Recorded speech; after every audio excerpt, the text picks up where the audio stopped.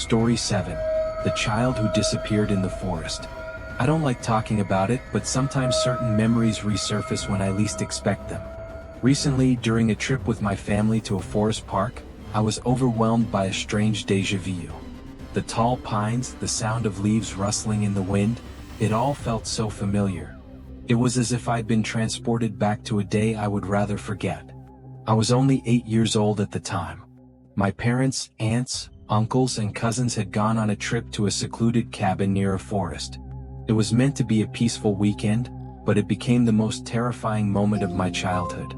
My cousin Lucas and I were inseparable, always exploring together. That morning was no different. We decided to venture into the woods to collect sticks and stones we thought of as treasures. The sun was high and the forest seemed harmless. We laughed as we ran between the trees, dodging branches and fallen leaves. At one point, we spotted something shining in the distance, nestled among the trees. Curious, we ran toward it without a second thought. But when we got there, it was gone. It was as if the light had vanished into thin air. That's when we realized we were lost. The trees all looked the same, and the paths we'd taken now seemed nonsensical. We called out for our parents, but our voices were swallowed by the oppressive silence of the forest. My heart began to race, and Lucas, who was always so brave, started to cry. Then we heard something. A strange sound like a hum coming from somewhere above us. At that moment, I looked up and saw something I've never been able to explain. Among the high branches of the trees, a silvery light flickered, reflecting like a mirror in the sky. Lucas and I froze, staring upward, trying to make sense of what we were seeing.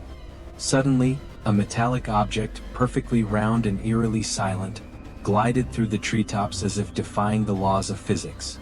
It was massive, yet it made no sound, not even the rustling of leaves as it moved. "Do you see that?" I whispered, my voice trembling. Lucas only nodded, his wide eyes filled with fear. The object seemed to be watching us. I don't know how, but we both felt it. We were being observed. An intense glow radiated from the object, and we were overcome by a sensation of warmth, even though the air around us remained cold. The hum, which had been faint at first, grew louder, like a vibrating chorus resonating in our heads. Then everything became strange. For a moment, it felt as though time had stopped. The leaves that had been swaying in the breeze were frozen in midair, and even the birds had gone silent. We tried to run, but our bodies felt heavy as if we were moving underwater. Suddenly, everything turned white. The light was so blinding that it made my eyes sting even with my eyelids squeezed shut. I don't know how long it lasted. It felt as though the entire world had vanished, leaving only emptiness. When the light finally faded and we could open our eyes again, we weren't in the same place. We were lying on the ground, surrounded by trees. The sun was low in the sky, as if hours had passed. I looked over at Lucas, who seemed just as confused as I was. Our clothes were covered in dirt, and small cuts lined our arms and legs as if we'd been through a battle. We stumbled back to the cabin, still not saying a word. When we arrived, our parents rushed to embrace us. They said we had been missing for over 5 hours. But to us, it felt like everything had happened in just a few minutes. I tried to explain what we saw, but no one believed us. They just said we must have been imagining things or making up a story to cover for getting lost.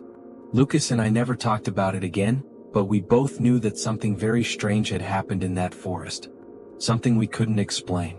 The days following our return were confusing. My parents were relieved to have me back, but I felt like something inside me had changed. At night, sleep didn't come easily. And when I finally managed to fall asleep, the dreams began. It was always the same scene. An intense light, like the one we'd seen in the forest, surrounded me. I was alone in a space that seemed infinite, no floor, no walls. Just light. In the distance, distorted sounds echoed like voices, but in a language I couldn't understand. I felt afraid, but also an odd sense of being analyzed like an insect under a magnifying glass. I tried to ignore the dreams and return to my routine, but they kept coming night after night. Years passed, and I convinced myself it was just my childhood imagination playing tricks on me, until one day Lucas called me. He sounded nervous, hesitant, like he wasn't sure how to start the conversation. Then he said, "I need to know, are you still dreaming about it?" My heart nearly stopped. I knew exactly what he meant. He described the same dreams in detail: the light, the voices, the feeling of being watched.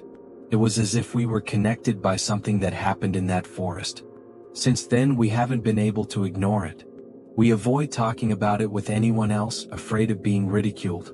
But one thing is certain: something, or someone, found us in that forest. We don't know what they wanted or why they let us go, but the experience has never left us.